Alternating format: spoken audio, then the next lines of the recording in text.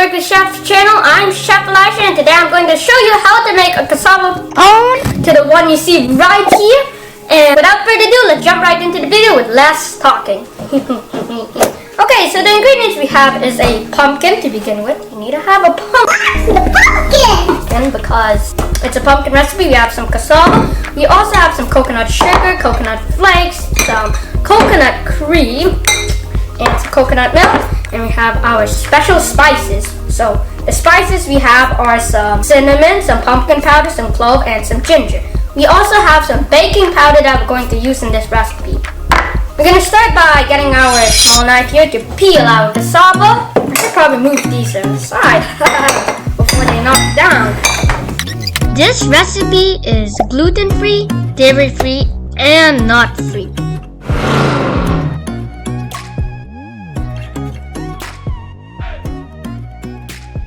Cassava is a root vegetable that grows underground similar to a potato.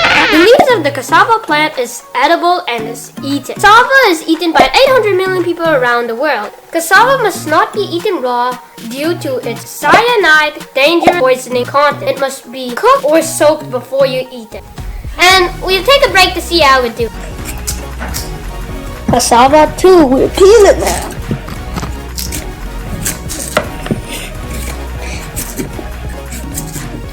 Cassava contains vitamin C, which plays a role in boosting your immune system. Cassava root is used to make tapioca starch due to its high starch content. Many people use tapioca starch in their recipes because it is gluten-free for those who have allergies to wheat and grain. Let's move out of here. Peel the next grater.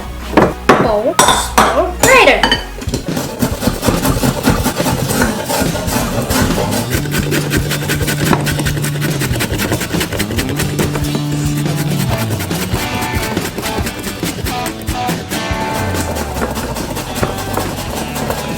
Make sure to boop that like button on this video if you like the type of content we produce and it was helpful. Wow, now we're going to cut our pumpkin in half. Ooh. If you haven't already checked out our pumpkin video, I'll link a card up below or in the description to check out the big pumpkin that we cut.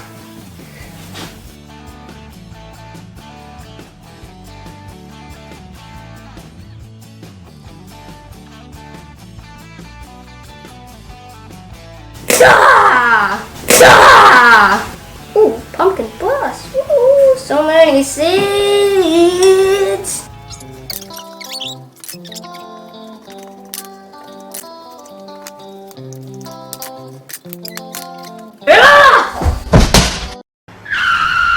We actually didn't waste the pumpkin. We used it in the pumpkin puree recipe.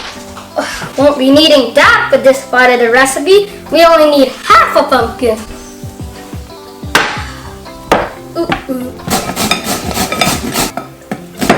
We got our pumpkin grated. I'm gonna put that in. I'm going to put in our cassava grated too. Coconut sugar. Ooh. Coconut flakes. Our spices and our milk. I'm gonna mix it all together. Now that we roughly incorporated our ingredients, we're going to put our coconut cream. So I'm gonna put that vanilla. Oh, splash that. I'm gonna mix all these cranberries. Vanilla. We are preheating our oven for 350 degrees Fahrenheit, and in the meanwhile, we're gonna put our batter into our pan. Wow.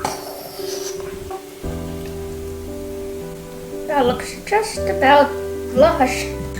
Okay, so when the oven preheats, we're gonna put this to bake for an hour. I know the measurements that we use for this recipe. You can check the link in the description, berkeleychefs.com. Ooh, I am so excited to taste this cassava pone cake that I've been waiting for so patiently.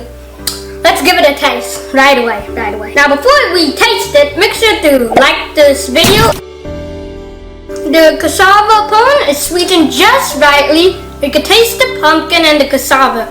It has the hints of the spices here and there in the cassava cake. I hope you try this recipe. Check out our other cassava pone recipe to learn how to make it another way. Bye!